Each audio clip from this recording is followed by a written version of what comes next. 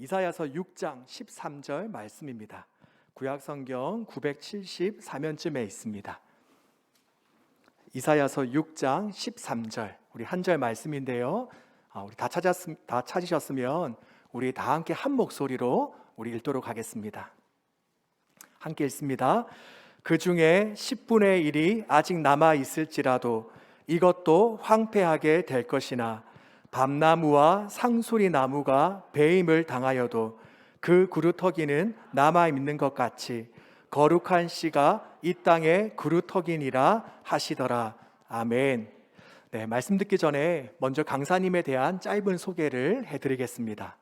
오늘 말씀 전해주실 최가나 목사님은 현재 영흥고등학교 선생님으로 계시고요, 또 유스코스타와 두란노 아버지 학교 강사이시기도 하십니다. 또한 다수의 신앙 서적을 쓰신 작가이기도 하시고, 또 목사님에게는 귀한 별명이 하나 있는데요, 바로 울보 선생님이십니다. 네, 그만큼 영혼에 대한 사랑의 마음들이 너무나도 크십니다. 우리 목사님 나오실 때에 저 멀리 서울에서 오셨는데 귀한 발걸음 해주셔서 감사하다는 마음을 담아서 박수로 환영하겠습니다.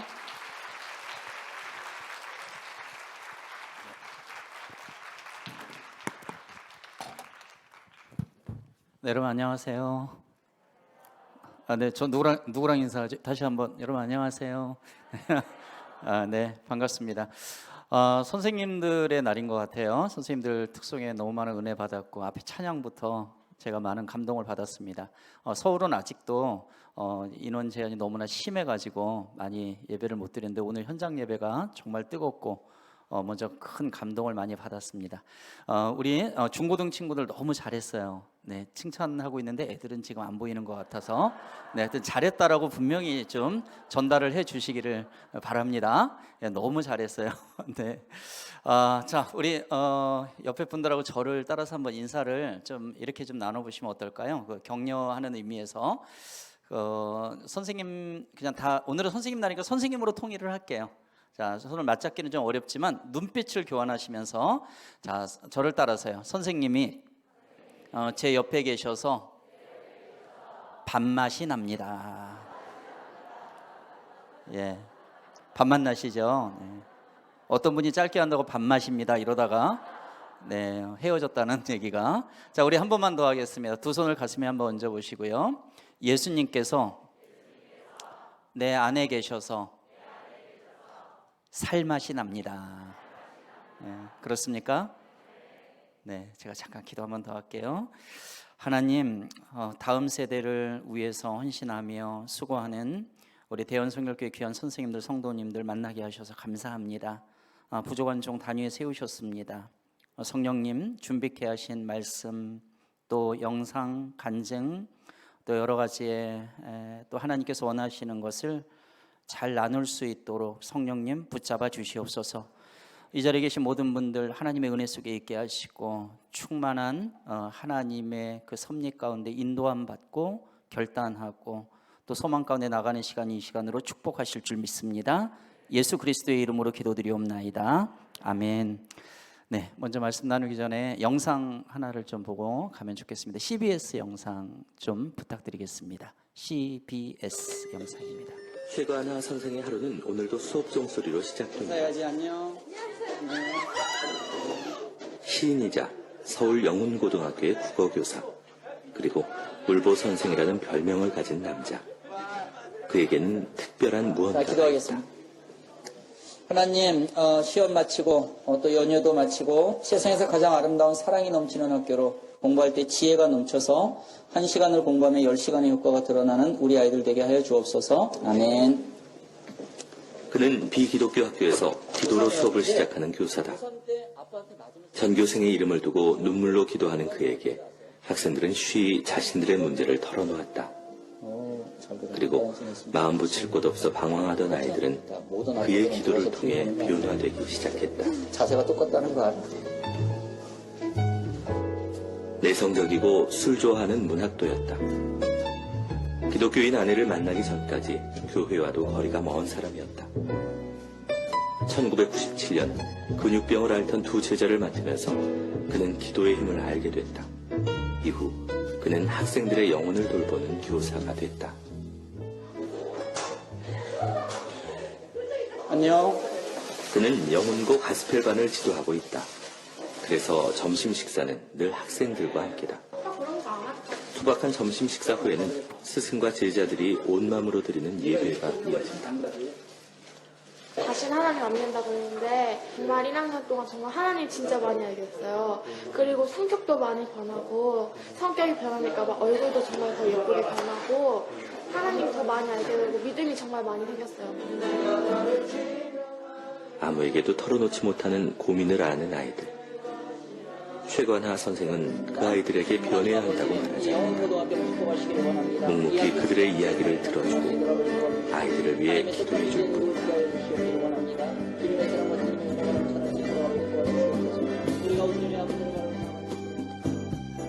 20년을 교사로 살았다. 앞으로도 그리 사는 게 최관하 선생의 소원이다.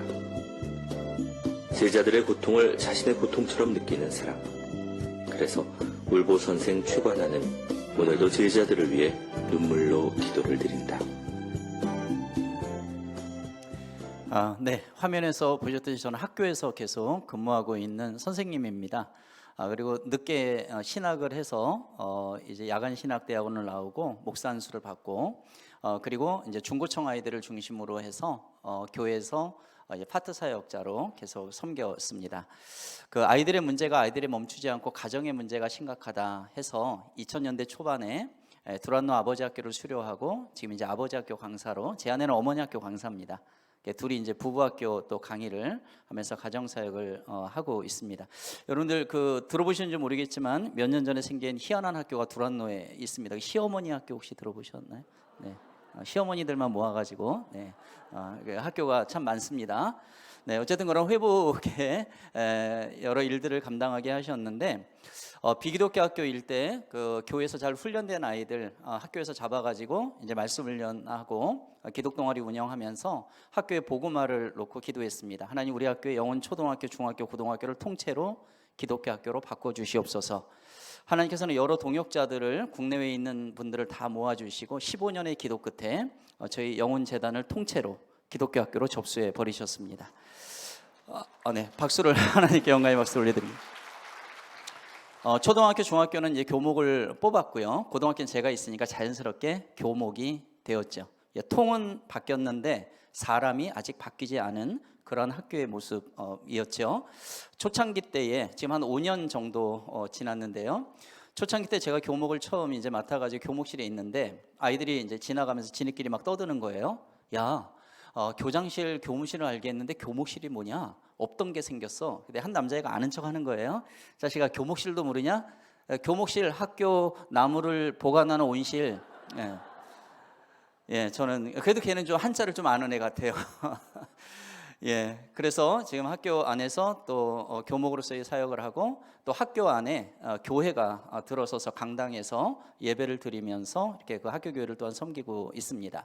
다음 세대를 우리가 생각할 때 교회의 아이들만으로 생각하는 것이 아니라 학교와 교회와 가정의 삼각축 속에서 입체적인 사역이 저와 여러분들에게 필요하다는 것을 먼저 말씀을 드리고 싶습니다.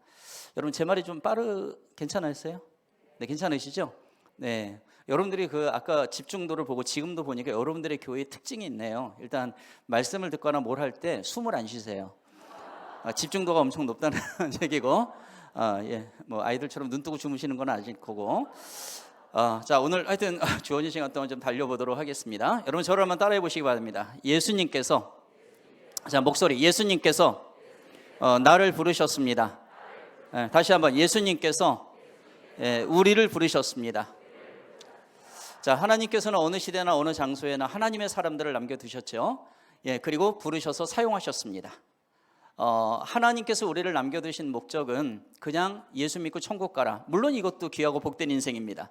그렇지만 특별히 구약시대, 신약시대가 아닌 지금 이 시대의 저와 여러분들을 불러주시고 특별히 다음 세대를 꿈꾸며 나가는 귀한 선생님으로, 성도님으로 불러주셨다는 사실을 우리가 먼저 기억을 해야 된다라는 사실이죠.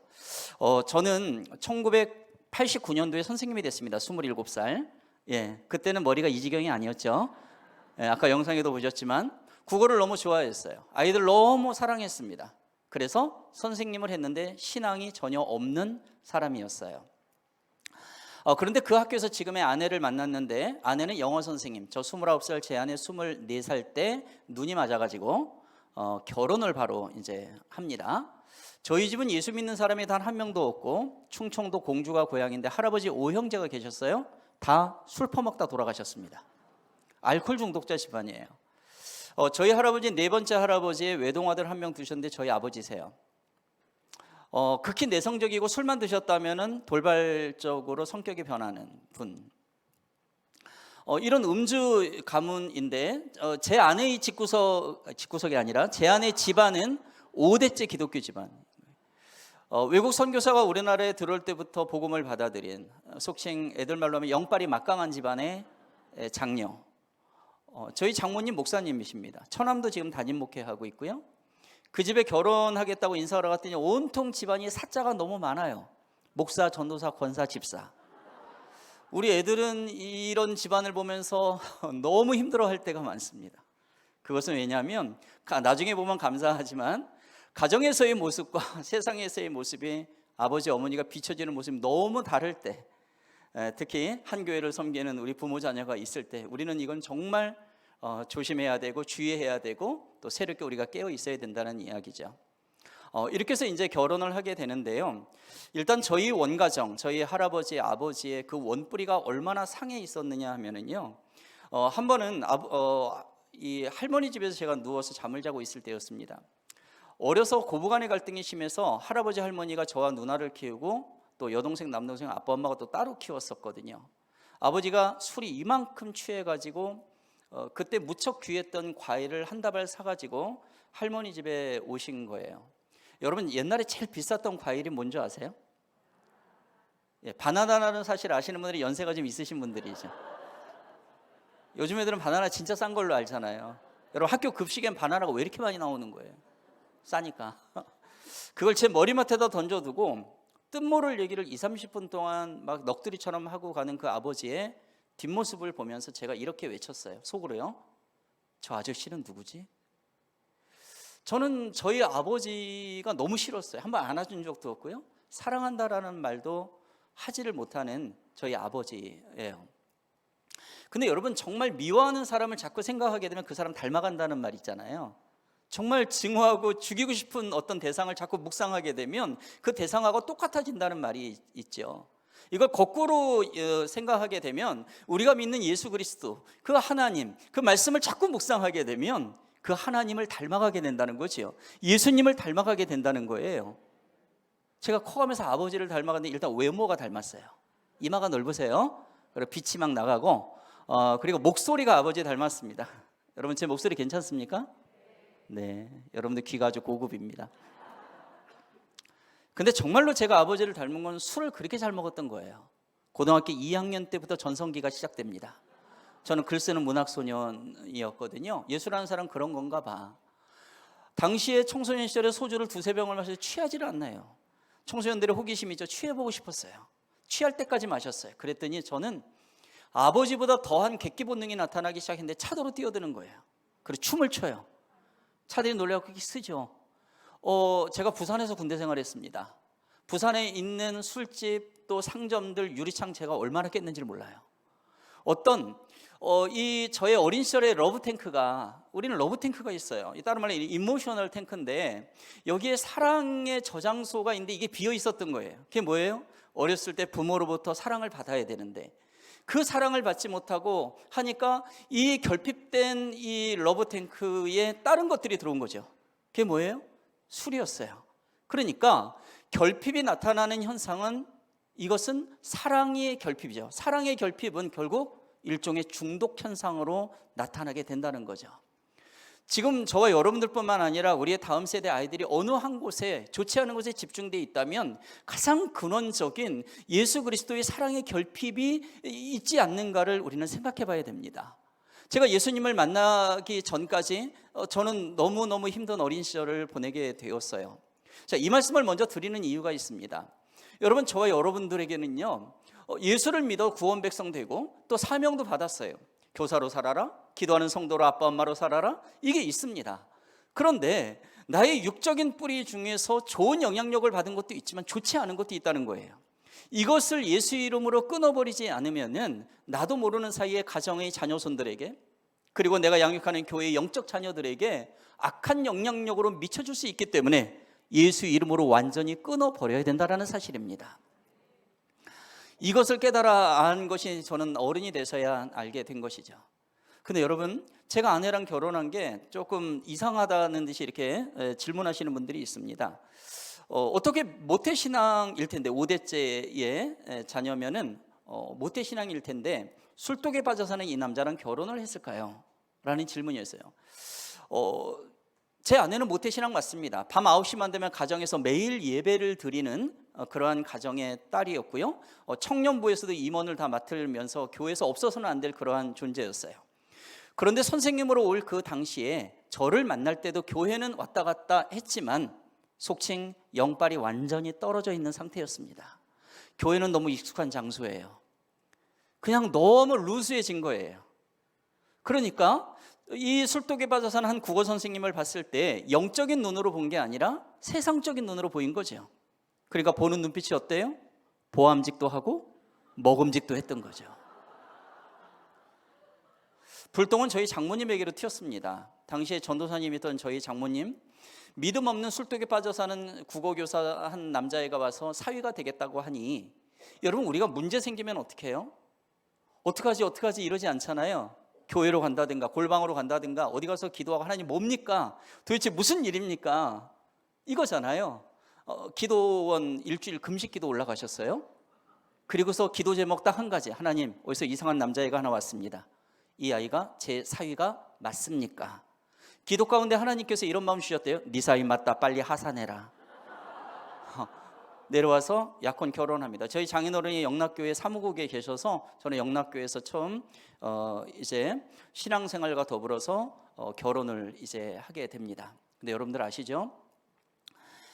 교회에 갑자기가 아니죠. 하나님의 섭리 가운데 아이들이나 성도님들이 왔어요. 교회에 딱 왔다 그래서 인간이 획가닥 바뀌지 않죠. 갑자기 성령 충만, 말씀 팍 알고 기도빨이 막 이러지 않잖아요. 시간이 필요하고 누군가의 중보가 필요하고요, 본인의 노력도 필요하고요, 이랬죠. 저는 양다리 신앙인의 생활을 하면서 5년 동안 그렇게 오고 있었습니다.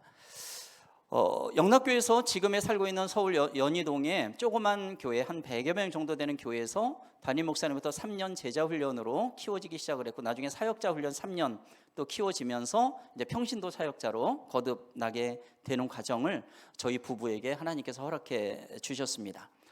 양다리 신앙일 때 지금의 영훈고등학교로 저는 전근을 오게 됐고, 영훈학교는 제가 나온 모교입니다. 서울시 초대교육감 김영훈 선생님께서 당신의 이름을 따서 환갑 때 자기 재산을 털어서 미아리 뻘밭에다 학교를 세웠습니다. 그것이 영훈 초중고, 지금은 중학교는 국제중학교로 바뀌게 되었죠. 고등학교 1학년 담임을 맡았는데 남학생 하나가 첫 시간에 자리 배치했는데 안 들어가요. 왜 안 들어가니?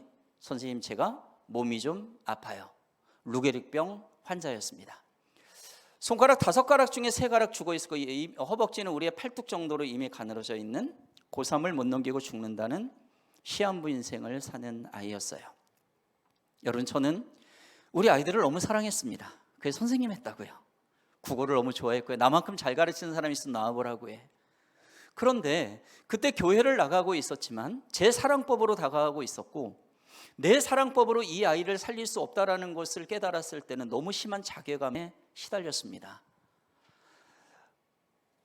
6개월 정도 지났는데 저희 반 옆반에 국어 수업을 하고 마치고 나오는데 또 한 남자애가 쫓아나오더니 왼쪽 팔이 말라가고 있다는 거예요. 서울대병원 갔더니 루게릭병입니다. 이 아이는 몰몬교라는 이상한 종교를 믿고 있었고, 2명의 아이를 붙잡고 매일 하루에 한 번 이상씩 학교에서 기도하기 시작을 합니다. 이 아이들을 위해서 새벽 기도라는 걸 처음 가봤어요. 그냥 가는데 기도를 할 줄 알아야죠. 그냥 살려주세요. 하나님 계시면 살려주세요. 그런데 제자훈련을 받다 보니까 처음에는 이게 안 믿어지던 것들이 하나님의 말씀이 점점 믿어지기 시작하며, 나면서 안지매기 된 자가 예수의 이름으로 일어나는 기적이 확실하게 믿음으로 온다는 거예요. 와, 내가 안 해본 일은 무엇인가? 아이들 붙잡고 기도해야 되겠구나. 이 마음을 주시면서 기도했고요. 3년 동안 기도는 계속됩니다. 어느 날 아침에 새벽 기도 갔다 와서 아침에 잠깐 눈을 붙이고 눈을 떴는데 제 눈에 쌍꺼풀이 없던 제 눈에 쌍꺼풀이 생겨버렸습니다. 그리고 눈물이 마르지 않는 울보 선생이 됐어요. 쌍꺼풀 생긴 것보다 더 놀라운 기적 같은 일은 눈물의 의미가 바뀌었다는 것을 발견하게 되었어요. 여러분, 우리가 생활하다 보면 또 우리의 자녀들을 이렇게 키우다 보면 한탄과 좌절과 분노와 얼마나 짜증나는 눈물이 질끔질끔 나올 때가 있습니까? 그런데 그 문제거리를 보지 않고 하나님 앞에 갖고 가니까, 예수의 이름으로 기도하니까 이 기도의 눈물이 소망의 눈물이 되더라는 겁니다. 이 눈물이 하나님의 합당한 눈물이라면 응답의 눈물로 하나님께서 사용하신다는 것입니다. 여러분, 저와 여러분들에게 그 눈물이 마르지 않기를 소원합니다. 우리가 이 상황 속에서 무엇 때문에 하는 그러한 눈물이 아니라 바로 말씀 붙잡고 기도하는 눈물, 이 눈물이 가득 찰 때에 세상 속에서 하나님의 복음의 꽃이 핀다는 사실, 이것은 얼마나 흥미진진하고 얼마나 기쁜 일입니까? 하나님께서는 이 3년 동안의 기도 끝에 수능을 마친 겨울방학 이 아이들의 병을 멈추어 주셨습니다. 그리고 주 예수를 믿으라, 그러면 너와 네 집이 구원을 얻으라, 이 가정을 통째로 구원해 주시며 저희 교회로 모두 출석토록 인도해 주셨습니다. 저는 딸이 둘이 있고요. 아내는 한 명이죠. 예, 딸이 둘이 있는데 이 루게리병 애들을 붙잡고 기도할 무렵에 둘째 딸 다빈이라는 아이가 태어났어요. 태어난 지 2달 된 때부터 숨을 쉬면 뱃속에서 하는 이상한 소리가 나서 얘는 또 왜 이러나, 병원에 데려갔더니 기관지, 천식, 폐렴, 합병증에 가래가 목구멍 코에서 꽉 막아 숨을 못 쉬는 거예요.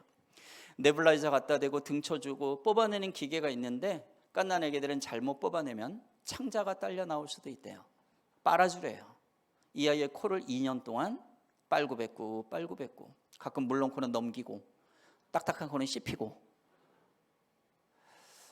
근데 여러분, 제가 왜 우리 아이의 코를 빨았는지 아시겠죠? 저 아빠잖아요. 부모라는 이름은 절대로 자기 자식을 포기하지 않는 거니까. 이 루게리병 애들이 예수님 영접하고 몸의 병의 진행이 멈췄던 그 무렵, 이틀 전만 해도 가래가 들끓고 있던 이 아이를 이틀 후에 병원에 데리고 갔는데 몸속에 있던 가래가 완전히 없어지고 건강이 회복된 것입니다. 여러분, 저는 하나님께서 제가 가장 강하다고 하는 부분을 내려놓게 하시면서 저를 불러주셨습니다. 저는 좋은 아빠가 되고 싶어요. 목표는 우리 아버지 같은 사람 말고, 그게 제 목표였고, 저는 가장 좋은 선생님이 되고 싶었는데 그걸 다 내려놓게 하셨고, 네 힘으로 할 수 있는 게 없다. 하나님 붙잡아 주시고 기도하는 선생님, 기도하는 아빠, 남편으로 변화시켜 주셨어요. 그러면서 하나님께서 놀랍게도 깨닫게 하신 것이 있었습니다. 그것은 무엇이냐 하면, 구약시대에 모세를 불러서 출애굽의 사명자로 쓰셨던 것처럼 바울을 다메섹 거리에서 눈멀게 하며 영적 눈을 뜨게 하고, 그리고서 바로 로마에, 그리고 여러 곳에 복음을 전하며 순교하기까지 사용하셨던 것처럼 지금 이 성령의 시대에 너를 부른 것은 바로 특별한 나의 뜻이 있기 때문이다. 지금 네가 섬기는 교회와 학교와 그리고 네가 밟는 모든 땅에 바로 너를 통해서 하실 일이 있기 때문이다라는 그 사명자적 믿음으로 회복되게 하셨다는 사실이에요. 여러분, 여러분들이 이 교회를 선택해서 오신 것 같지만 하나님께서 여러분들을 이 교회로 부르신 줄로 믿습니다. 그렇다면 하나님의 특별한 미션이 있겠죠. 콜링 다음에는 미션이 있는 것이니까, 물론 예수 믿고 천국 가는 거 가장 1차적인 가장 큰 은혜입니다. 그렇지만 이 어려운 때 특별히 여러분들처럼 부르셔서 다음 세대를 위해서 헌신하고 수고하게 만드는 그 하나님의 뜻이 우연이겠습니까? 이 사명자적 믿음을 깨닫게 되는 순간부터 어떤 상황과 여건은 그렇게 이 하나님의 사람인 저희들에게 영향을 주지 않는다는 것을 깨달았어요. Because of가 아니란 말이에요. 뭐뭐 때문에 뭘 못하는 게 아니라 in spite of, 그럼에도 불구하고 길이요 진리요 생명이신 예수님을 붙잡고 갈 때 놀라운 복음의 역사가 진행된다는 사실을 알게 하셨던 것입니다. 오늘 말씀 가운데서 이사야 6장 13절 말씀 한번 좀 띄워주시면 좋겠습니다. 하나님께서 이사야를 부르는 장면이잖아요. 이사야는 고백을 했습니다. 하나님, 제 입술이 부정한 자입니다. 이 입술은 바로 전 인격을 말해요. 우리식으로 얘기하면 하나님께서 우리를 불러주셨을 때, 하나님, 제가 이렇게 더럽고 추잡스러운 인간인데 저를 불러 쓰시다니요. 그런데 하나님의 마음은, 이 성경을 이제 그 앞부분을 지금 말씀드리는 겁니다. 이것을 한번 그 이면을 보게 되면 하나님의 마음은 이랬을 것 같아요. 너 더럽다고? 나도 알아. 그렇지만 너의 좁쌀 많은 그 믿음을 보고 예수 그리스도의 보혈의 능력에 힘입어서 바로 너를 이신칭의에 그 작은 믿음으로 의인 삼아서 내가 너를 쓰려고 하는 것이다. 그때 하나님께서는 당신의 마음을 아는 사람들에게 이렇게 표현을 했습니다. 바로 이사야도 그 해당이 되는 것이죠. 바로 하나님께서는 그 거룩한 이 입술로 바뀌게 하기 위해서 스랍을 불렀죠. 천사를 불러서 그 붉게 핀 숯불을 갖다 입술을 지져대며 거룩성을 회복하게 만듭니다. 그리고 하나님이 이런 말씀하셨죠. 내가 이런 뜻을 갖고 있는데 누가 나의 뜻을 알아서 내가 원하는 곳에 가서 내가 원하는 사람을 만나줄 사람이 없니? 변화된 이사야가 이렇게 고백을 했습니다. 제가 여기 있나이다. 저를 보내소서. 당시에 하나님의 백성들을 나무에 비유했죠. 밤나무 상수리나무 모두 베어 잘라질지라도 내가 남겨놓는 것이 있으니 그것이 곧 거룩한 씨 그루터기니라. 여러분, 그루터기는 나무의 밑둥을 말해요. 잘라져 가지고 이파리도 보이지 않고 열매도 보이지 않고 아무것도 보이질 않아요. 그렇지만 이 나무의 밑둥은 살아있는 겁니다. 예수 그리스도 한 분 12명의 제자와 그리고 기도원의 300명의 사람들과 바알신에 무릎 꿇지 않은 7,000명의 하나님의 사람들, 이 시대의 교회의 아이들이 줄고 없어지고 강원도 지역 가봤더니 거기는 지금 거의 전멸이더라고요. 벌써 수년 전에 이미 그렇게 됐습니다. 학교도 아이들이 줄고 뭐 이렇게 우리는 염려 걱정을 하고 있지만 여러분, 하나님 말씀에 비추면 뭐라고요? 거룩한 씨 그루터기 하나님이 남겨놓은 사람은 꼭 하나님이 남겨놓으셨다는 사실입니다. 주님 오실 때까지 바로 그 장소에 그 시대에 하나님의 사람들을 남겨두셨다는 거예요. 영적 암흑기였던 사사시대에도 사사들을 남겨두시고 하나님의 뜻을 이루어가도록 만들어주셨습니다.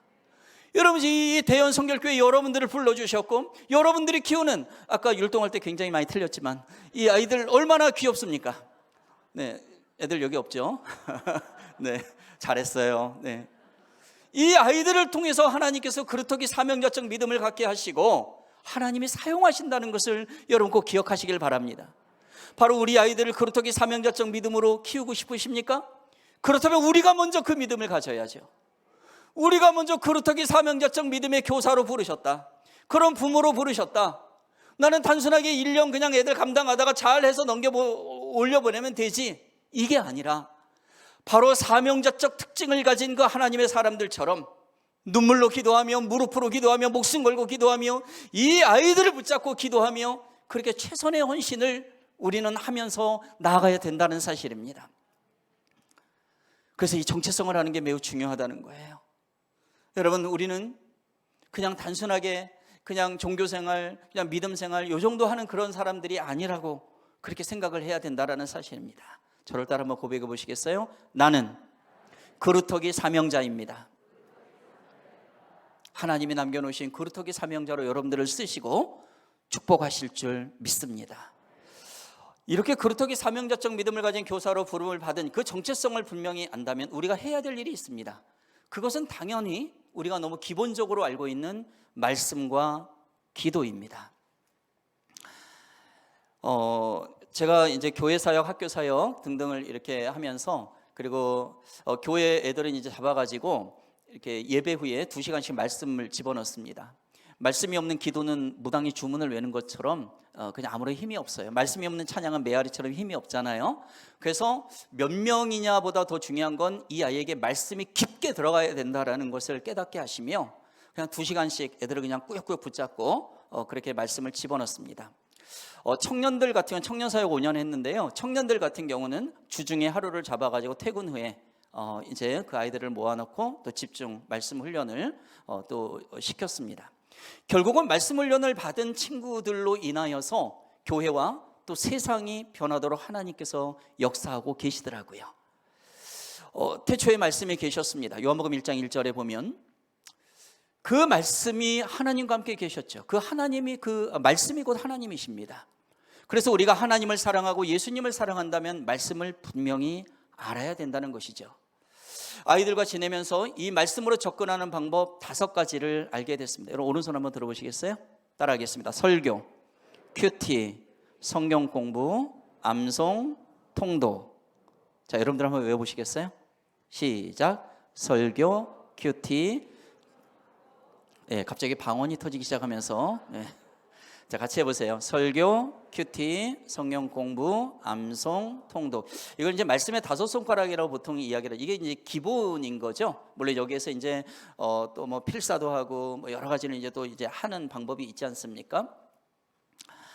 아이들한테 이 5가지를 다 하도록 했습니다. 애들 죽으려고 그러더라고요. 아니 목사님, 아실 만한 분이 왜 그러십니까?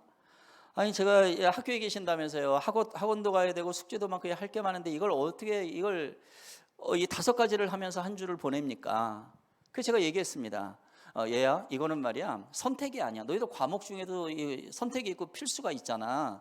근데 이거는 필수야, 필수. 너 하나님 사랑하니? 네. 하나님 사랑하면 해야 되는 거야. 그러니까 설교 잘 듣고 설교 노트 만들어줬고요. 그리고 큐티, 콰이어타임 큐티지 하나 정해서 매일매일 하도록 했고요. GBS죠. 그룹 바이블 스터디 소그룹 나눔. 암송 일주일에 한 절이라도 외워라. 그리고 통독. 아침에 구약 속장, 저녁에 신약 속장 읽으면 1년에 2독한다. 근데 성경은 네 나이만큼은 읽어야 돼. 이러면서 그냥 끈질기게 아이들을 붙잡고 그렇게 훈련을 시켜 나갔습니다. 그랬더니요, 아이들이 정말 변화가 되기 시작해요. 1년, 2년, 3년 이렇게 가면서요. 그리고 전도요로 소리를 하지 않아도 지네들이 알아서 데리고 오더라고요. 그냥 말씀으로 팍팍 가니까요. 여러분, 저와 여러분들이 처음에는 말씀을 붙잡고 이렇게 가다 보면은요, 너무 힘이 듭니다. 그런데 어디까지 가야 되느냐? 이 말씀이신 하나님이 나를 붙잡아 주시는 단계까지 가야 된다는 거죠. 말씀에 붙잡혀 살아야 된다는 이야기입니다. 예를 들어서 여러분 선생님으로 이렇게 교사로 이렇게 하다 보면은 속에서 이렇게 막 화가 올라올 때가 있다 없다? 없어요? 저만 있어요? 야, 근데 막 쌍욕이 막 나올라 그래. 근데 하면 안 되잖아요, 그죠? 이때 그동안 공부했던 하나님의 말씀에 딱 쳐주는 거예요. 괴유를 내 입에서 버리며 사곡을 내 입술에서 멀리하라. 잠언 4장 24절 말씀. 야, 더러운 말 입 밖에 내면 안 돼. 하나님의 말씀이 나를 제어해 준다는 것이죠. 학생이 와서 얘기해요. 선생님, 저는 왜 사는지 모르겠어요. 그냥 살아, 나도 살잖아. 이게 정답이 아니죠. 고린도서 10장 31절 말씀 보니까 그러즉 너희가 먹든지 마시든지 무엇을 하냐 하나님의 영광을 위하여 하라. 하나님의 영광 위해서 사는 거야. 호흡이 있는 자마다 여호와를 찬양할지어다. 시편 150편 6절 말씀에 야, 하나님을 찬양하면서 살도록 우리를 만드셨단다. 성경 말씀이 나를 붙잡아주며 그 말씀을 대언하도록 하나님이 우리를 이 시대의 믿음의 교사로 또 믿음의 부모로 부르셨다는 사실을 꼭 기억하시길 바랍니다. 제가 제자훈련 받았을 때 동균이라는 한 남자애가 있었는데요. 그때 제가 중3반을 담당하는 교회 선생님이었어요. 얘는 아침 9시가 예배인데 꼭 9시 50분, 10시 좀 넘으면, 그러니까 예배가 거의 끝날 말랑하면 이게 오는데 이 원인을 분석해 보니까 잠 때문이었어요. 우리 애들 잠이 너무 이 아이들을 괴롭힐 때가 많잖아요. 근데 그때는 제가 이제 약간 완전히 성령 충만한 상태는 아니고 교회가 어떻게 돌아가는지 조금 알고 하면서 여기서 화도 나면서 요 자식을 어떻게 잡지 막 이런 2가지 마음이 다 있었어요. 미우면서도 사랑하면서도 어떻게 잡지 하는 그런 복합적 감정, 요게 막 그냥 저를 지배하고 있었던 거예요. 그런데 이제 말씀 훈련을 계속 받다 보니까 이 아이가 늦게 오고 싶어서 그런 게 아니라 잠 때문에 못 이겨서 그런 거구나 하면서 이 아이의 마음에 이제 긍휼한 마음을 가지고 접근하기 시작을 했습니다. 기도하면서 하나님의 지혜를 구했어요. 동균이가 어느 날 늦게 왔어요. 동균아, 오늘도 늦었구나. 내 선생님 잠 때문에요. 미치겠어요. 그래, 잠 이것도 우리 힘으로 이게 해결이 잘 안 돼. 그래, 우리 기도하면서 해결하자. 동균이 손을 딱 붙잡고 교회에서 제일 음침한 데로 끌고 갔습니다. 그래, 의자에 앉혀놓고 간절하게 기도했어요. 하나님 깨워 주시옵소서. 예배 시간 늦지 않게 깨워 주세요. 진심으로 기도한 거예요. 그 다음 주에 또 늦었어요. 가자 동균아. 기도 시간이 5분 10분, 어떤 날은 예배 끝나고 오면은 불러다가 앉혀놓고서 노트에다가 오늘 설교 본문 말씀 10번 써라 막 이러면서 막 이러는 거예요. 그래서 나중에 기도 시간이 막 되니까 동균이가 외치는 거예요. 선생님 제발 저 좀 붙잡고 기도 좀 하지 마세요. 저 붙잡고 자꾸 기도하면 저 어른 예배 나갈 거예요. 동균아, 어른 예배 드려. 괜찮아. 선생님도 어른 예배 드리잖아. 우리 끝나고 만나자. 시간이 더 많아야. 이 동균이는 이 교회를 제가 싫다고 도망갈 수는 없었어요. 나갈 수는, 왜냐하면 그 동균이 아빠 엄마가 아주 독실한 집사님들이셨거든요. 그러면 제가 얘는 이렇게 잡아야 되겠구나, 이렇게 잡으면 될 거야 라고 그렇게 생각한 게 아니에요. 상황을 보고 얘는 이렇게 잡아, 이게 아니라 이 아이의 이름을 부르며 끊임없이 기도했습니다. 유초중고청 아이들의 명단을 매일매일 이름을 부르며 기도했습니다. 지금 현재 저희 교목실에 들어오면 1000명이 넘는 전교생의 아이들의 얼굴, 애들은 보면 경악을 하지만 이 얼굴과 이름이 다 붙어 있습니다. 그리고 선생님들 100명의 교직원들의 이름의 명단이 다 붙어 있습니다. 이 사람들의 이름을 하루에 한 번 이상씩은 부릅니다. 정말 급할 때는 어떻게 하면 손을 제가 딱 얹어놓고, 하나님, 이 친구들, 이 선생님들 예수님 만나야 됩니다. 하루에 한 번 이상은 꼭 기도를 합니다. 이것이 저에게 주신 사명이라고 생각하기 때문에, 바로 그래서 이 아이들의 영혼을 놓고 기도하던 중에 동균이를 만날 때는 하나님께서 마음을 주신 거예요. 여러분, 저와 여러분들은요, 사역을 하는 사람들이잖아요. 여기에 목회자들만 사역하는 게 아니잖아요. 하나님께서 맡기신 일을 하는 사람들은 모두 사역자입니다. 그렇다면 사역은 누가 하나요? 내가 하나요? 아니죠. 성령님께서 나를 통해서 하시는 겁니다. 그래서 여러분, 거기까지 갈 동안 우리는 끊임없이 기도해야 돼요. 하나님, 어떻게 또는 무엇을 말할지 염려치 않도록 내 마음과 입술을 주장해 주십시오. 저 아이들을 만날 때 제가 어떻게 해야 될지를 모르겠습니다. 근데 성령님 아시잖아요. 그러니까 성령님 제 머리 발끝까지 다 사용해 주십시오. 이 기도를 했을 때, 동균이를 만났을 때 그렇게 접근하도록 만들었다는 사실입니다. 하나님께서는 동균이를 변화시켜 주십니다. 고3이 되어도 예배 시간 한 번도 빠지지 않고 늦지 않으며 간증을 가지고 대학으로 진학하는 청년으로 하나님께서 변화시켜 주셨습니다. 여러분, 저를 한번 따라해 보시겠어요? 기도가 막히면 기도가 막혀 죽습니다. 이해되시죠? 바로 영적 호흡입니다. 하나님과의 대화입니다. 그것만이 아니라 축복의 수단이 되고요, 바로 우리 아이들이 살아나는 방법입니다. 그 기도의 무기를 잘 사용하는 저와 여러분들이기를 주님의 이름으로 축복합니다. 그런데 제가 27살에 이제 어린 아이들을 만나기 시작을 했잖아요. 그런데 지금은 이제 나이가 27 이제 곱하기 2 플러스 알파 뭐 이렇게 됩니다.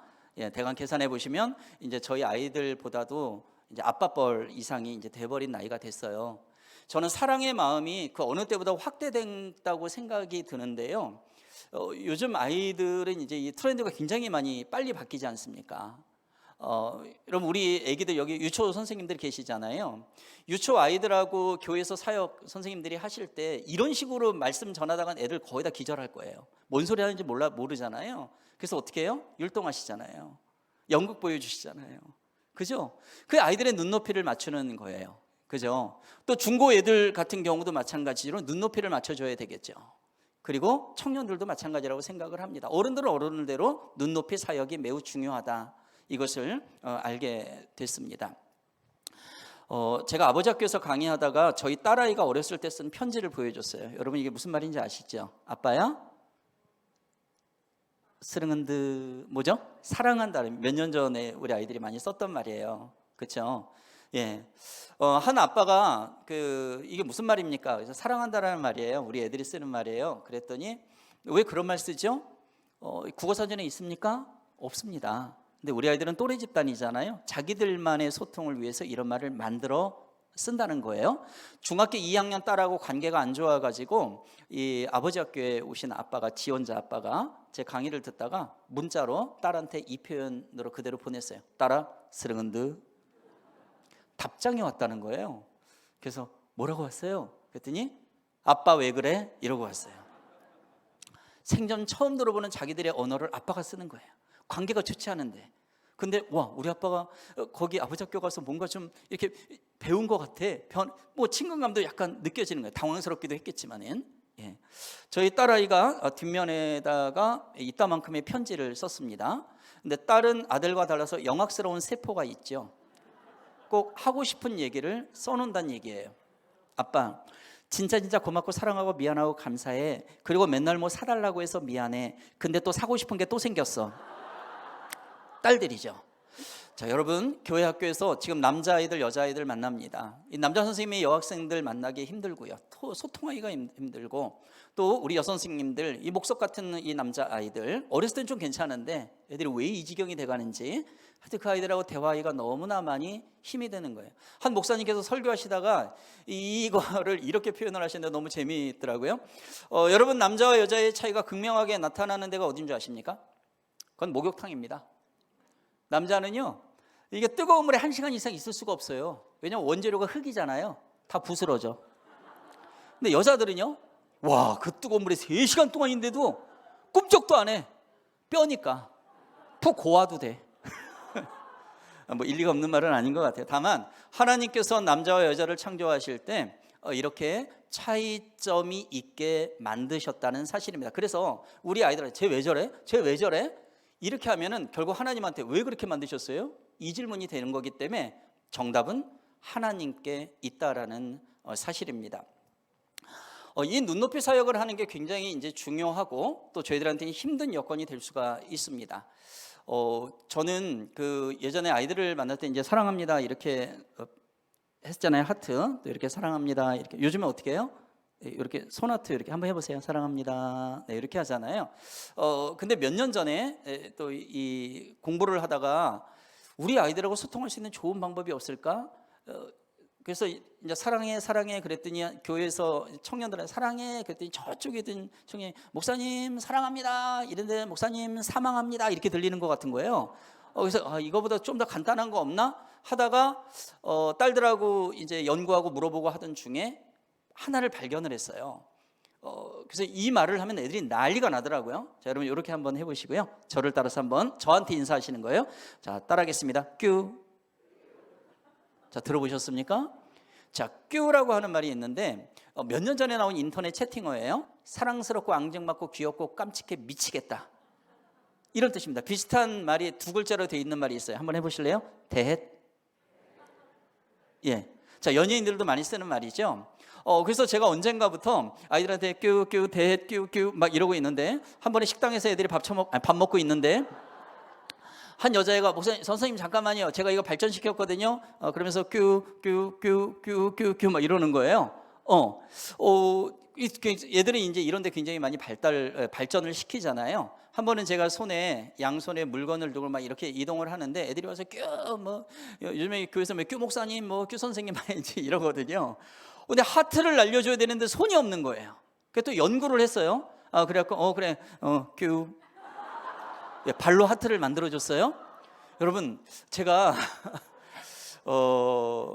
이게 나이가 좀 있는 선생님이거든요. 그리고 목사잖아요. 애들이 와서 큐 막 이러는데 그래 큐 그래 대헷 큐 여러분 이게 얼마나 채통머리가 없어 보입니까? 근데 여러분 제가 왜 그럴까요? 제가 만나는 주 대상 아이들 얘네들이 어리기 때문에 그래요. 우리가 때로는요 아이들한테 얘들아 내 눈피로 올라와 이렇게 우리는 이렇게 만들기를 원해요. 그러나 그러기 위해서는 우리는 많은 부분 내려가야 된다라는 사실입니다. 영상 하나 먼저 보여드릴게요. 그 남녀 차이 영상 좀 부탁드리겠습니다.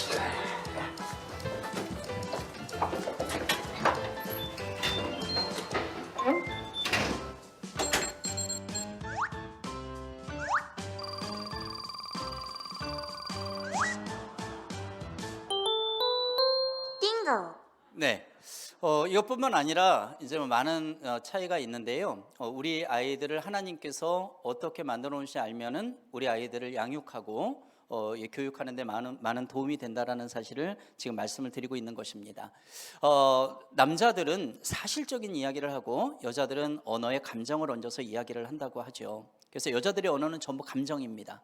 저희 집은 여자가 3명이잖아요. 여러분 저 위로해 주세요. 제가 얼마나 힘들겠습니까?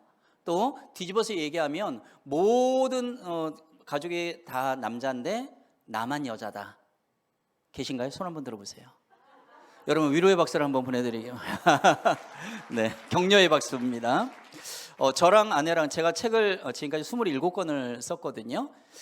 별로 놀리지도 않으시네요. 저보다 더 많이 쓰셨나 봐요. 24번째 책이 저랑 아내랑 같이 썼습니다. 제 아내는 이제 지금 두란노모니카 사무국장으로 있으면서 이제 가정사역을 저랑 이제 함께 하고 있는데요. 책 제목은 우린 어쩌다 부부가 됐을까? 책 제목이 그래요. 근데 거기에 이런 예화가 있어요. 남편과 아내가 운전을 하면서 산모통일을 딱 돌아가고 있는데 이 아내가 운전하는 남편에게 이렇게 얘기했습니다. 여보, 저기 산모통일 돌다 보니까 근사한 카페가 보인다. 여보 그거 봤어 못 봤어? 라고 물어봤습니다. 여기 계신 우리 자매님들 지금 무슨 얘기를 하고 계신 거예요? 가서 너랑 차 한잔 하고 싶어. 이 말을 한 거죠. 자, 우리 형제님들 지금 우리 귀에는 뭐가 들렸어요? 봤어? 못 봤어가 들렸어요. 그죠? 봤어 못 봤어가 들렸어요. 그래서 남편은 운전을 하면서 봤어. 그러면서 갑니다. 목표 지향적이에요. 여자는 관계 지향적이고 남자는 목표 지향. 목적지가 있기 때문에 그냥 가는 거예요. 근데 아내는 이미 자기 말이 무시당했죠. 그러니까 감정이 상했어요. 뾰루통한 거예요. 남편이 운전하다 말고 아니 여보 왜 그래? 왜 화가 났어? 야 인간아 가서 차 한잔 마시는데 뭐 이렇게 힘드냐? 언제 차 마시자 그랬어? 봤어 못 봤어를 물어봤지. 이런 식의 대화를 우리는 제자들하고도 하고 있다라는 이야기입니다. 어떤 남편은 한수를 더 떠요. 그래 봤어 봤는데 말이야 왜 거기다가 카페를 만드냐? 거기 장사 안 되는 데야. 3개월 만에 문 닫는다. 컨설팅까지 막 해주고 이게 남자와 여자의 특징이 되는 거죠. 저희 딸 아이가 요즘에 아이스크림 비주얼도 좋잖아요. 맛도 좋지만 사진 딱 찍었고 페이북에다 딱 올렸습니다. 동급생 애들이 막 댓글 달기 시작했어요. 와 대박 쩔어 나도 먹고 싶어 쪼져 막 오는데 한 남자 동급생 아이가 댓글 치고 들어왔습니다. 이렇게 썼어요. 야 근데 내일 숙제 뭐야? 이러고 치고 들어왔어요.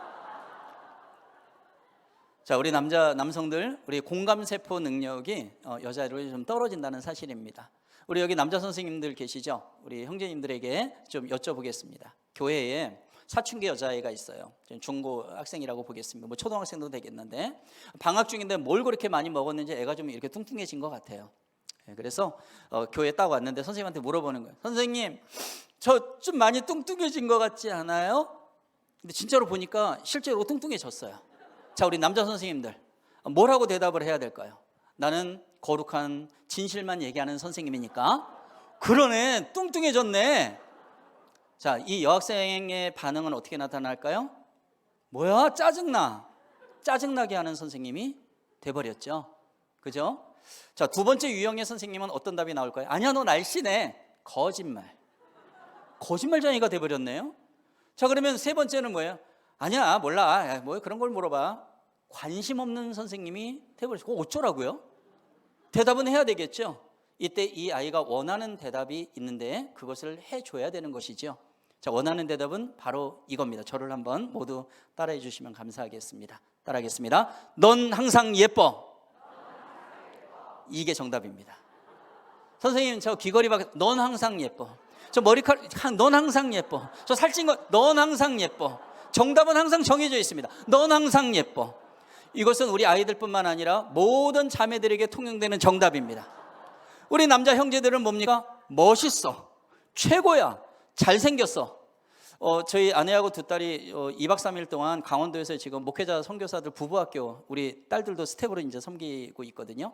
그래서 저도 이제 여기 끝나고서 이제 강원도로도 투입되는데요. 이제 가는 길에 제 아내가 저한테 단톡방에다 가족 단톡방에다 딱 올렸어요. 우쭈쭈 우리 관아 씨 진짜 잘생겼다. 이러고서 갔어요. 기분이 너무 좋은 거예요. 그게 진짜든 가짜든 간에 관계없이 이렇게 해준 게 너무너무. 자 우리 옆에 계신 형제님에게 말씀해 주세요. 형제님 너무 잘생겼습니다. 잘생겼습니다. 네. 아유, 너무너무 좋습니다. 자, 지금 그 아이들의 그 언어 PPT, 아이들의 언어 PPT가 있는데요. 그거 한번 좀 띄워봐 주시겠어요? 우리 대연성결교회 선생님들의 그 수준하면 좀 죄송하지만 테스트를 한번 좀 하고 가도록 하겠습니다. 예, 아이들의 은어 두 번째 PPT 제목. 예, 아까 그거 잠깐 보여주시. 예, 좋습니다.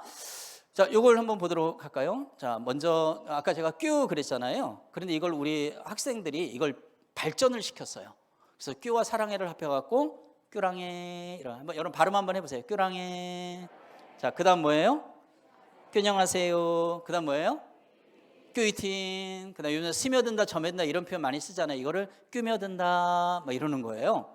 이런 말을 막 그래서 제가 보기에 나쁜 말이 아니니까 이건 사전에도 없는 말이지만 이걸 많이 또 써먹고 있다라는 사실이에요. 여러분 그 교회 학교도 그렇고 저희 학교 저희도 마찬가지인데요. 간식을 많이 또 주지 않습니까?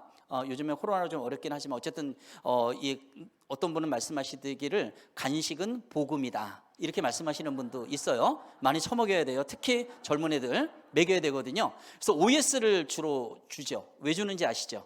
그냥 주지 마시고 꼭 외치고 따라하도록 하고서 주시면 너무 좋습니다. 자, 여러분 따라하겠습니다. 오 예스. 예, 이러고서 OS 하나 주는 거예요. 그럼 얘는 너무 재밌는 거예요. 선생님이 오 예스 막 외치니까. 그래서 OS 받아서 오 예스 오 예스 오 예수 오 예수 이렇게 되고요. 마이쭈 아시죠? 마이쭈 따라하겠습니다. 마이쭈. 예, 마이쭈를 또 주는 거예요. 마이쭈 마이쭈 마이쭈 마이쭈 하고요. 그러니까 두 가지를 다 달래요. 따라합니다. 오 마이쭈. 오 나의 주님. 오 마이쭈. 오 나의 주님. 이러면서 아이들이 입에 달라붙도록 만드는 거예요. 코로나 상황이라 물을 이렇게 다 끊어버렸어요. 그래서 생수통을 사다가 따라주고 막 그러면서 컵에다 주는데 그냥 주질 않고 따라하도록 했습니다. 이것도 지혜를 주신 거죠, 하나님께서. 자, 예수님은 생명수이십니다. 따라하도록 해 애들을. 그러면 따라합니다. 그 나중에는 생명수 주세요. 그 예수님은 생명수 주세요. 이럽니다. 이게 우리가 이제 교육을 시켜나가는 실생활 속에서의 방법이 되는 것이지요. 자. 넘겨주십시오. 네. 아시겠죠? 자, 8개를 제가 가지고 왔는데 이 가운데서 일단 4개는 너무나 쉬운 겁니다. 아이들이 줄임말 요즘에 엄청나죠. 그죠? 버정 뭐예요? 저 누구랑 얘기하죠? 여러분? 버정. 자, 애들 10대 아래로 내려가셔야 돼요. 지금 생각이. 자, 버정, 버스 정류장. 그죠? 자, 남아공 남아서 공부한다. 남아공. 그 다음에 엄카는 아시죠? 예, 엄마 카드는요. 아카 없는 게 참 다행이라고 생각을 합니다. 자, 오저치고 오늘 저녁에 치킨고. 네. 목사님 제가 시간을 조금 더 가야 될 것 같습니다. 네. 예. 자, 그러면 그 다음부터 약간 어려워지는 건데 어쩌죠? 반모. 반말 모델. 와, 잘하셨어요. 와, 이거는 친근감의 표시예요. 우리 밥 먹을까? 그렇게 되면 친근감의 표시로 밥 먹을까 이럽니다. 자, 그 다음에 요즘에 엄청 대세죠. 자, 킹정, 킹받네. 킹정? 예, 열받다. 그죠? 킹받네는 열받네. 킹정은 완전 인정. 완전 인정. 그래서 아이들하고 얘기할 때 뭐 정말 인정을 해요. 킹정. 킹정. 자, 안물안금 아시죠? 예, 안 물어봤어, 안 궁금해. 요즘에 대세죠. 어쩔 TV. 어쩔 TV, 저쩔 TV, 어쩔 냉장고, 어쩔 세대, 저쩔 세탁기 막 난리가 나죠. 그죠? 아무 의미 없어요. 근데 원래는 어쩔 TV는 어쩌라고 와서 TV나 봐 이 소리거든요. 그죠? 예, 그런데 거기다가 이제 가전제품을 막 붙이면서 막 그냥 이제 막 배터리 뛰는 이런 현상의 언어를 사용하고 있습니다. 예, 그 다음 한 장 넘겨주시겠습니까? 자, 속마음을 읽어야 될 청소년 언어인데, 네, 물어도 잘 대답하지 않는 아이들 있죠. 자, 이 말은 뭐냐면 무슨 말을 어떻게 해야 될지 모르겠어요. 이게 우리 아이들의 속마음입니다. 무기력해요. 힘 빠져 있어요. 왜 해야 하는지를 모르겠어요. 냉소적이에요.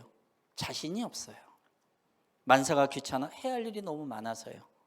짜증을 내요. 좀 기다려주세요, 선생님. 자기 주장만 내세워요. 제 생각도 존중받고 싶어요. 잠수 타요. 두려워요. 게임과 아이돌에 빠져있다. 마음 둘 곳이 없어요. 자, 이런 속마음을 우리가 좀 읽어주는 훈련이 좀 필요하고요. 자, 그 다음 하나를 더 넘기게 되면 다음 세대의 트렌드를 이렇게 정리할 수가 있습니다. 이게 굉장히 중요하다고 저는 봅니다. 첫 번째, 지금 우리들이 양육하는 이 다음 세대의 아이들은요, 문자나 글이나 말의 세대가 아니라 영상 디지털 미디어 시대입니다. 그래서 이 영상 디지털 미디어의 선생님들이 옛날에 우리가 하던 방법대로 너희들이 따라와가 아니라 애들이 하는 방법으로 우리가 배워서 가야 된다라는 얘기죠. 두 번째는 유익한 것보다 재미를 추구해. 재미없으면 아이들은 일단은 접근을 하려고 하질 않습니다. 그래서 우리가 재미와 흥미를 추구해야 되는데 재미와 흥미로 끝나버리면 안 되는 거죠. 이게 유익성까지로 가야 되기 때문에 연구와 공부와 노력이 너무나 많이 필요하다는 거고요. 자신과 관련 있는 것에만 흥미를 둡니다. 다른 사람은 아무리 유익하다고 하더라도 자기한테 별로 도움이 안 된다고 생각을 하는 거예요. 이성적 논리적인 접근이 아니라 감성적이고 직관적으로 바로 접근이 돼서 제가 아이들하고 생활하면서 할 때 많은 말을 막 들어 되게 중요한 거예요. 쭉쭉쭉 서술식으로 설명하면 애들 못 알아듣습니다. 이미 다쳐버려요. 그 정도 그릇이 안 돼 있다는 얘기죠. 그래서 정말 연구를 많이 해서 그걸 임팩트 있게 명제화해서 줄이는 것이 매우 필요합니다. 예를 들어 이런 거예요. 자, 시험 때가 다가오죠. 그럼 제가 외칩니다. 얘들아 따라해봐. 여러분 한번 따라해 보시겠어요? 시험 때문에 시험에 들지 말자. 애들이 가장 자기를 힘들게 만드는 건 시험이거든요.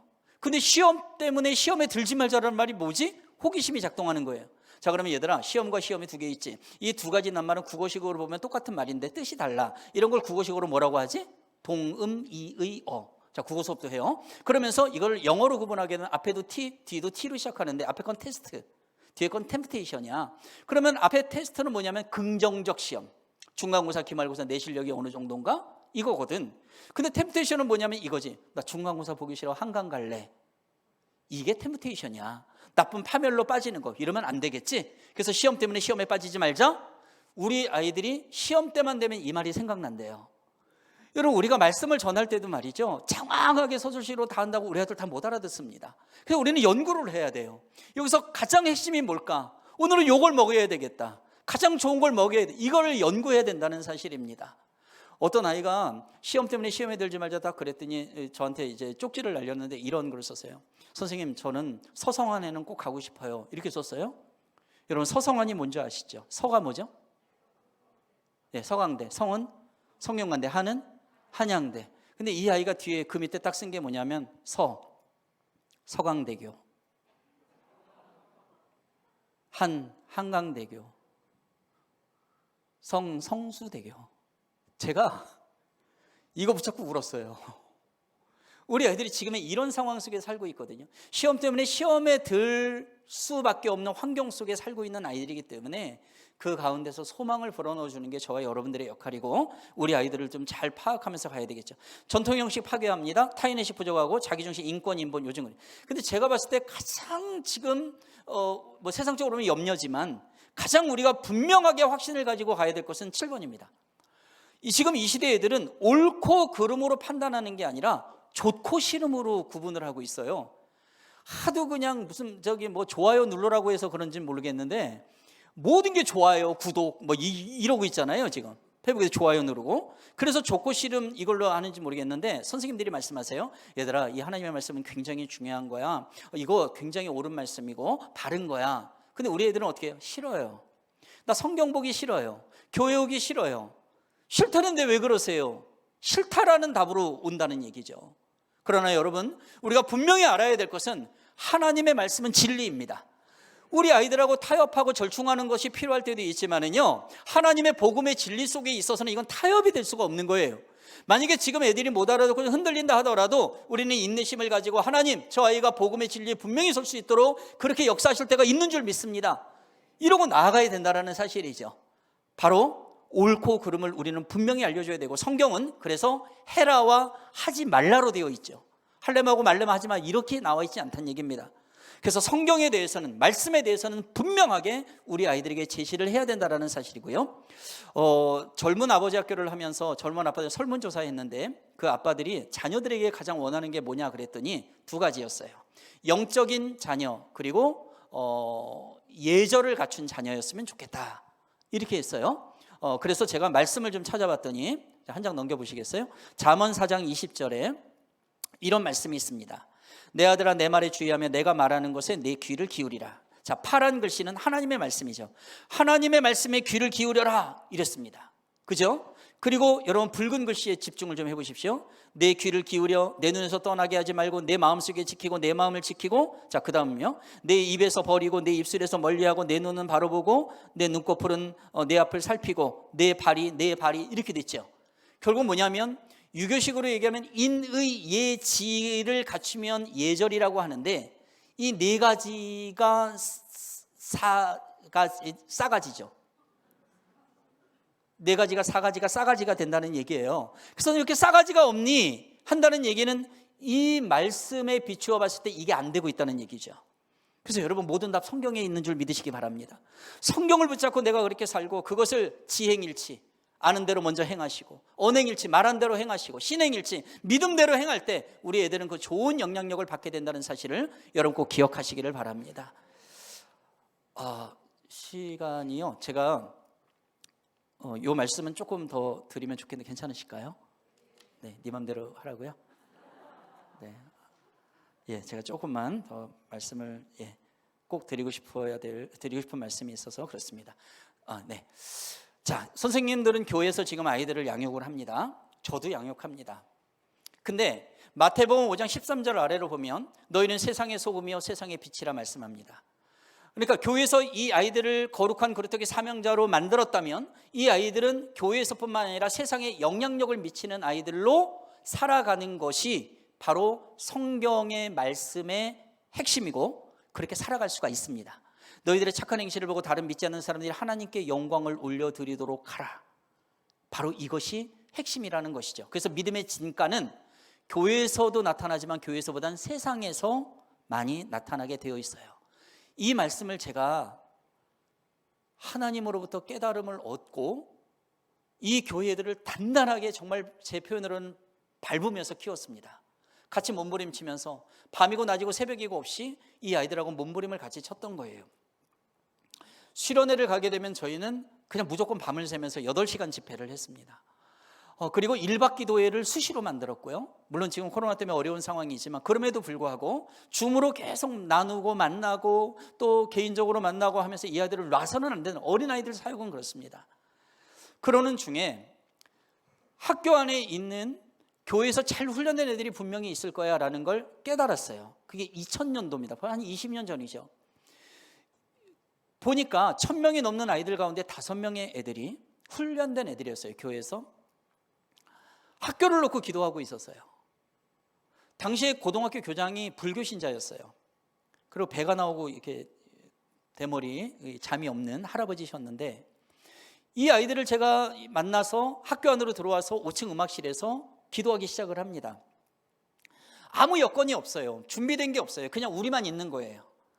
그 5명 아이들하고 그냥 무릎 꿇고 학교를 위해, 나라와 민족을, 북한을, 교회를 위해서, 가정을 등등 학급 친구로 해서 막 기도하는데 20여 명의 애들로 불어났어요. 한 달 반 정도 지났는데 희한한 일이 발생했어요. 교장 선생님 아실 건데 우리를 안 불러요. 나중에 그 이유를 알게 됐는데 20여 명의 애들하고 무릎 꿇고 막 눈물로 기도하고 있는데 5층 복도 끝에서 불교신자 교장 선생님이 저벅저벅 걸어와요. 근데 음악실에서 막 애들이 우는 소리가 막 들리고 막 소리 지르는 소리가 들려요. 교장 선생님이 뭐지 하고 다가갔는데 음악실 유리창 너머로 이렇게 보니까 최 선생하고 20여 명의 애들이 무릎 꿇고 눈물로 기도하는 거예요.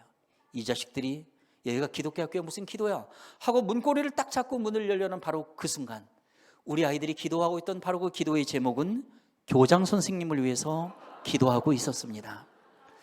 근데 여러분, 우리가 저주의 기도 같은 거 안 하잖아요. 저 배불뚝이 대머리 쫓아내 주세요, 작살내 주세요, 뭐 이런 기도 하나님 받지 않으시잖아요. 원수까지 사랑하라고 했는데 이 아이들은 정말로요, 그 교장 선생님의 영혼을 놓고 기도하고 있었어요.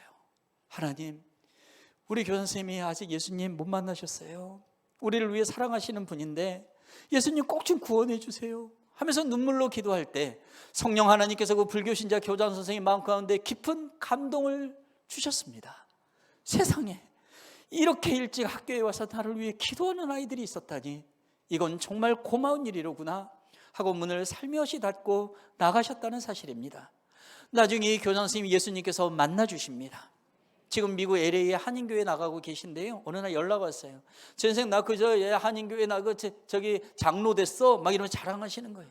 그러면서 그때 자기를 위해서 기도했던 그 아이들의 모습을 잊어버릴 수가 없다는 것입니다. 여러분, 저와 여러분들이 누구를 키웁니까? 바로 그런 다음 세대 아이들을 소망하며 키우는 거예요. 지금의 보여지는 흔들리는 거 우리 아이들 정상입니다. 특히 10대의 아이들은 흔들려야 정상이에요. 똑바로 앉으려고 말하기 전에 지네들이 똑바로 앉을 때까지 우리는 그 바운더리를 딱 갖추고 하나님께서 너를 만나주시고 너를 변화시켜 주실 거예요. 네가 흔들릴지언정 완전히 자빠지지 않고 제자리로 돌아오는 오뚜기 신앙의 주인공이 될 거야. 너는 너를 사랑하는 하나님을 믿는다. 이 소망의 마음이 저와 여러분들에게 가득하기를 원합니다. 이 5명의 학교에서 기도하는 아이들이 대대로 15년 동안 이어집니다. 고3 기도회 일주일에 120명씩 음악실로 몰려옵니다. 학교 지하실에서 비만 오면 물이 차는 데서 애들이 발목 걷고 기도합니다. 기도하는 모습이 미국의 한 집사님 꿈속에 나타나며 선교원금을 보내옵니다. 이게 기독교 학교가 아닌 곳에서 기독교를 핍박하는 학교의 분위기 속에서 기도하는 아이들에게 임하신 성령님의 놀라운 일들입니다. 바로 불교신자 교장 선생님의 찬양에 맞춰 춤을 추기 시작을 하고요. 전교생 순교사역 예배 코스타 강사들이 학교 안에 들어와서 4시간 동안 복음 집회를 엽니다. 아버지 학교를 학교 안에서 엽니다. 다 기독교식입니다. 학부모 기도회, 동문회 기도회, 영혼 선교센터가 만들어지고 학교 앞에 왕도깨배라는 호프집을 접수합니다. 그리고 아이들의 예배 초소로 바꿉니다. 이러한 기간 동안 15년 동안 사역하게 하는 그 핵심은 무엇이냐? 5명의 아이들을 하나님이 부르셨다는 거예요.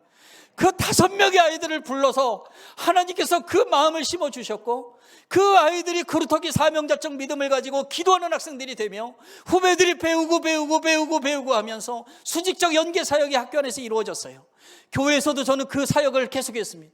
아이들을 키웠고 선배들을 보고 후배들이 양육되고 후배들이 또 후배들로 하면서 수직적 연계 사역이 이루어지고 바로 하나님의 그루터기 사명자적 믿음을 가지고 한 사람이 있다면 그 공동체 속에 있다면 그 사람을 통해서 수평적으로 번져지며 교회만이 아니라 학교로, 가정으로, 선교단체로 이어지는 것을 하나님께서 보게 하셨어요.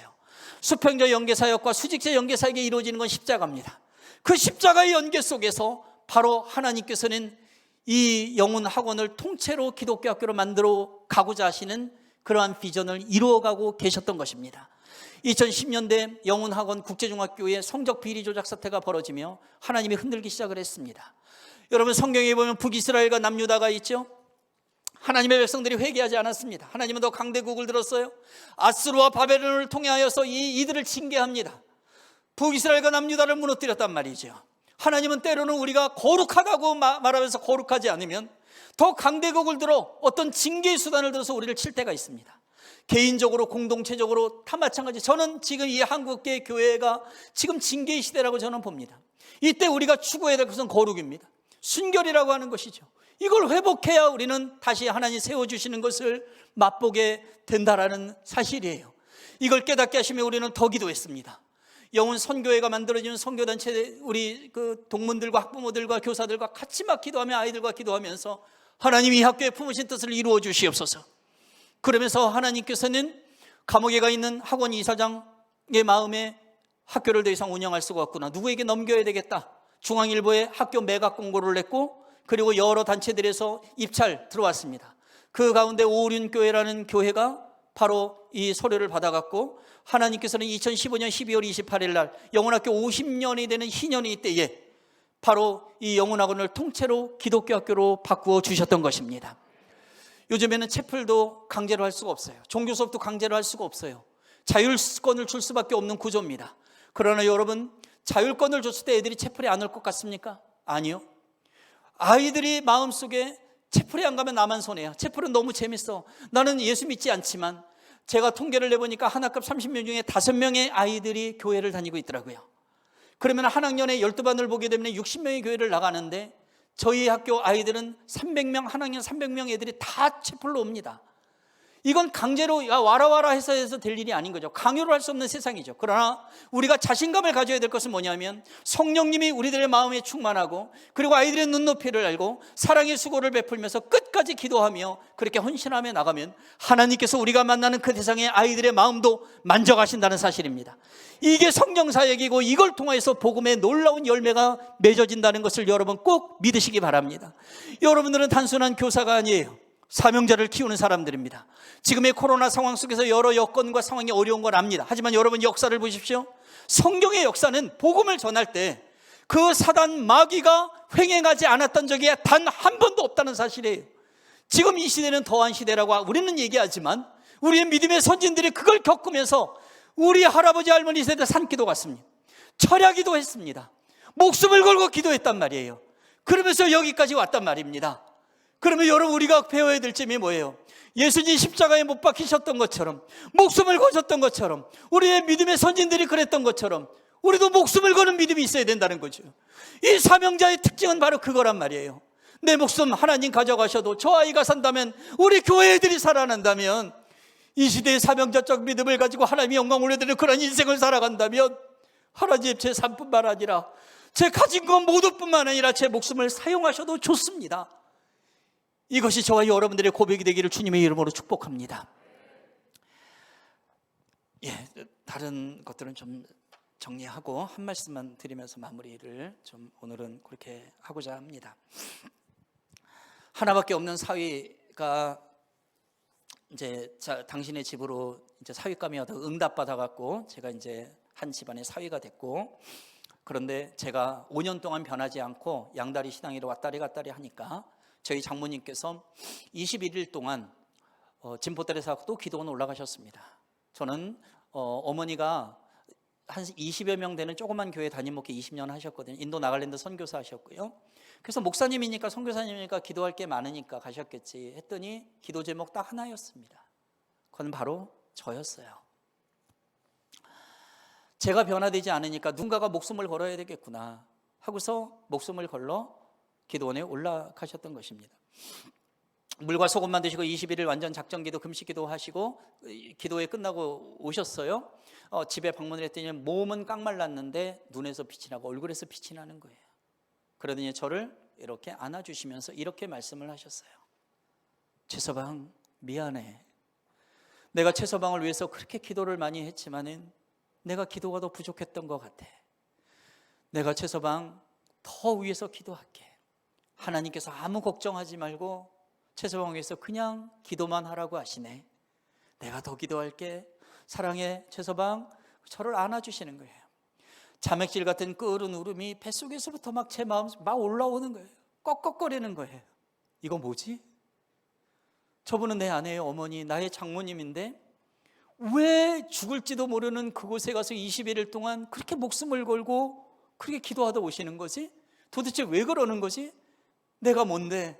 내가 뭔데? 그때 예수님의 목숨을 건 십자가의 사랑에 깨달아지면서 그 십자가 사랑의 마음을 가지고 어머님이 목숨을 거셨다는 사실을 깨닫게 되면서 제가 형언할 수 없는 눈물이 쏟아지기 시작했고 성령님이 저를 강력하게 붙잡아 주셨던 것입니다. 6년 전에 저희 장모님께서 구정날 이제 가정예배 드리고 저희 집도 복음이 저희 집에 들어와서 저희 아버지 어머니 이제 저랑 관계 다 회복되고 예수 다 믿고요. 저희 어머니 84세인데 지금 교회에서 식당 봉사하세요. 최연장자. 뭐 식당 봉사라고 말씀하시는 제가 보기엔 관리 감독하시는 것 같아요. 그래서 저희도 예배를 딱 이렇게 드리고 있는데 저희 장모님께서 축복기도, 장로님 남편 그리고 두 아들 손주 며느리 축복기도 하고 저는 사위니까 우리 본가에 있었잖아요. 마지막 기도 제 기도를 이제 우리 가정 기도를 하시는 중이었어요. 하나님 최강 아들을 축복하시고 사용하시고 하는 중에 목소리가 점점 잦아들어갔습니다. 그리고 그 자리에 오른쪽으로 넘어가셨어요. 저희 어머니 바로 하늘나라로 불러 올라가셨습니다. 저희 장모님의 마지막 기도는 제 기도였어요. 영락교회 동산묘지에 묻혀 계신데 유품을 정리하다 보니까 종이 쪼가리에 저희 장모님이 쓰신 편지가 발견이 됐습니다. 이 편지에는 이런 내용이 적혀 있어요. 하나님, 부족한 자를 불러서 쓰시고 그리고 이제 하나님의 사역을 감당하게 하셨는데 하나님께서 저에게 주신 그 사명이 끝나는 그날 바로 그 자리에서 한 방에 저를 하나님 곁으로 불러주세요. 이 기도를 평생 하면서 사셨던 분이라는 것을 알게 되는 글이었어요. 집사 시절에도요, 그리고 전도사 시절에도, 목사 시절에도요, 성가대를 할 때도, 그리고 또 신방대원을 할 때도, 그리고 교사를 할 때도, 무엇을 할 때도 저희 어머니의 그 간절한 기도 제목은 바로 믿음의 선지들처럼 그런 기도 제목이었다는 것을 알게 됐어요. 그것은 무엇이냐면, 하나님, 제가 왕년에 전도왕에서 왕년에 모즘에서 하다가 뜨뜻한데 누워갖고 나이 들어서 천국 가는 거, 그것도 감사한 인생이지만 하나님, 저는 말씀 전하다가 복음의 증인으로 살다가 전도하다가 찾아가다가 신방하다가 하나님의 때가, 저에게 주신 때가 다 왔으면 그 자리에서 한 방에 저를 하나님 곁으로 불러주세요. 이 기도를 드리면서 사셨다는 것을 알게 됐습니다. 입관하기 전에 가족들이 한마디씩 하죠. 시신 앞에서. 하나밖에 없는 딸이에요. 제 아내가 울면서 이렇게 얘기하더라고요. 엄마는 진짜 멋있는 하나님 딸이야. 엄마 진짜 멋있다. 아내의 입장에서는요, 그 딸의 입장에서는 기도하다 하늘 날아간 엄마로 평생 기억될 것입니다. 제가 이어서 얘기했어요. 어머니, 먼저 가 계세요. 원뿌리 때부터 신앙이 없던 저의 가정에 저 불러주셔서 온 가족들 다 예수 믿게 해주시고 학교와 교회 속에서 헌신하게 하시고, 그리고 어머니 목숨 건 기도 제가 잘 압니다. 저도 어머님처럼 하나님 앞에 그런 기도하다가 하겠습니다. 하나님, 저에게 주신 사명이 끝나는 그날 바로 그 자리에 저도 하나님 곁으로 보내주세요. 그 기도하고 다음 세대를 위해서, 저에게 주어진 모든 영혼들을 위해서, 공동체를 위해서 그렇게 헌신하다 하나님 부르신 속에 가겠습니다. 어머니, 너무 고맙습니다. 너무 감사합니다. 이 고백을 하고 싶은 것입니다. 여러분, 저와 여러분들의 생명은 이미 하나님 손 안에 있는 줄로 믿습니다. 그리고 우리의 이름은 이미 천국에 기록된 줄로 믿습니다. 그렇다면 여러분, 사나 죽으나 하나님의 영광을 위해 살고 죽고자 했던 사도 바울의 고백처럼 바로 우리도 그렇게 나아가야 되지 않느냐 하는 것입니다. 그것이 진정으로 거룩한 시 그렇다기 교사 사명자로 부른 하나님 뜻에 합당하게 사는 바로 그것이 아니겠습니까? 우리 교사 선생님들 특별히 힘을 내시기를 바랍니다. 사실 저는 고등학교 1학년 때 장로님 아들인 고1 친구에게 저는 전도가 된 적이 있어요.